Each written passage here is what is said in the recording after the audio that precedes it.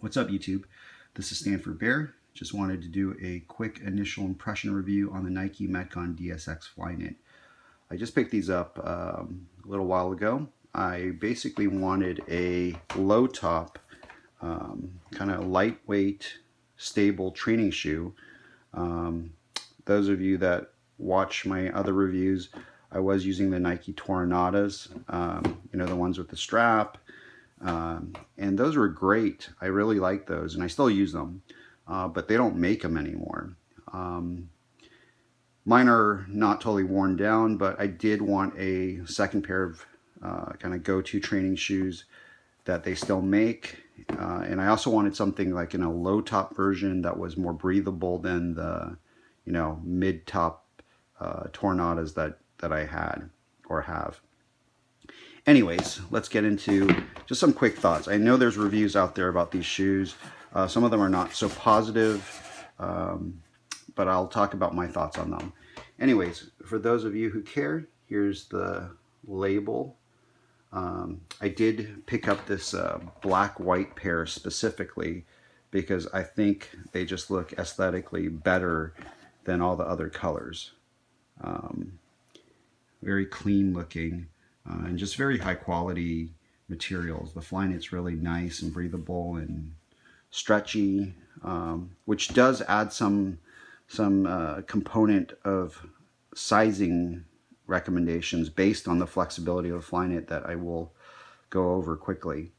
The only thing I have complaints about are really the really flimsy shoelaces here and the insole material, the Nike grip they have here, which is supposedly this Durasole lining, or Dura Plush lining, I believe. That's problematic for me. And hopefully it'll break in more over time. But anyways, more about the shoes. So for those of you familiar with the Nike Metcon line, this is going to be fairly close to that type of shoe feel if you're familiar with the Metcon 1, 2, and 3s. The big difference is there is more cushioning built into the DSXs here. You'll definitely notice it. And that's a good thing and a bad thing depending on your type of workout. If you're looking for a super stable shoe that you need for powerlifting and activities like that that are part of your regular workout, I would say go with the Metcon 3s. Those have less cushioning, but they're more stable. So when you've got a lot of weight on you, extra weight, and you're squatting or doing activities where you need a ton of stability, I would go with the Metcon 3s for stability. These are definitely stable, but because there's more cushioning, and I think other people mention it, you will feel some uncertainty, like when you start to squish down on the shoe because of the extreme weight that you're carrying. That's not really a problem for me personally. That's why I went with these. I don't do a ton of heavy weights. I'll just do some light weights. I'm getting too old for that stuff where I'm going to herniate a disc or something like that. So anyways, the extra cushioning, these are a big plus for me on this model here, the DSX. The other nicer thing with it is just the feel of the shoe with the Flyknit. It just feels more comfortable and stretchy. Now the problem with that is I actually started out with my Metcon size, which is typically 10 for the Metcon 1, 2, and 3s. I wear men's size 10, never deviated. Now these, as you saw in the box, these are a 9.5. I actually have a pair of 10s, and that's what I started out with. They fit just like the other Metcons that I've worn, and I started working out in them, and a couple problems happened. The Flyknit started stretching out. When I started doing lateral movements, it started stretching out the side of the shoe, and it got looser because of, and that's what Flyknit's designed to do. It's designed to stretch out to accommodate your foot, but it started stretching out too much from all the lateral, side to side movements that I was doing as part of my workout. And so my foot started sliding around from side to side, no matter how much I tie down the laces. The other thing is, even this collar area here started stretching out, and I started getting a lot of heel slip. And you'll see the heel cup here is really not very significant.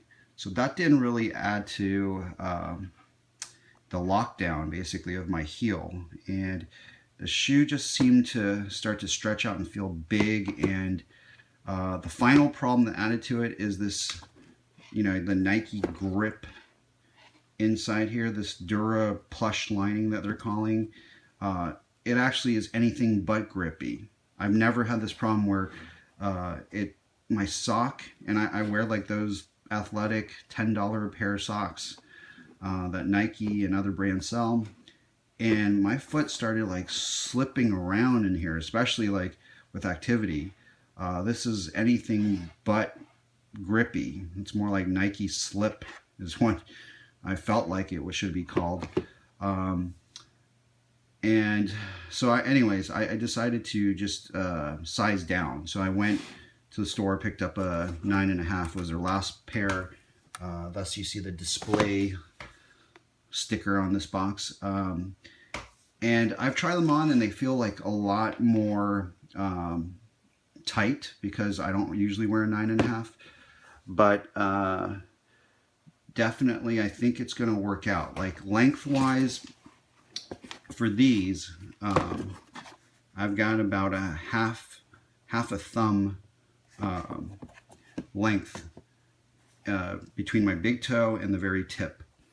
And because these are wider shoes, I think that fit is going to be okay. I'm not going to do a lot of sprinting, or I think it's fine if you do some Helens in these, some sprinting, kettlebell, pull-up type things. But yeah, longer runs, I'm not going to use these. And I think the toe splay is going to be fine with the 9.5. But yeah, the tip definitely, if your foot starts to swell, for me at least, the 9.5s are going to probably get too tight. But for my usual non-running daily workout, I think it's going to work well.